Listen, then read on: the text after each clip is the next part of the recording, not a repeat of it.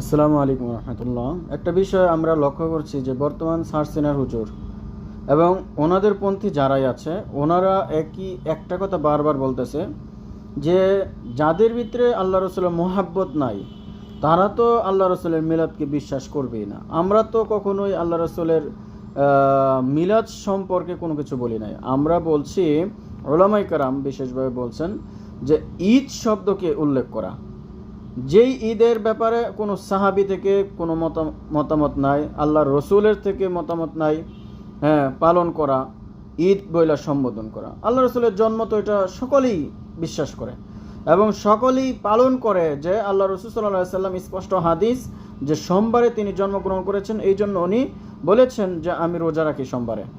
তো আমরা সবার মধ্যে উম্মতের মধ্যে এটাই ইস্টাবলিশ করতে চাই যে আল্লাহ রসুল সাল্লাল্লাহু আলাইহি সাল্লামের আমল হচ্ছে সোমবারে রোজা রাখা।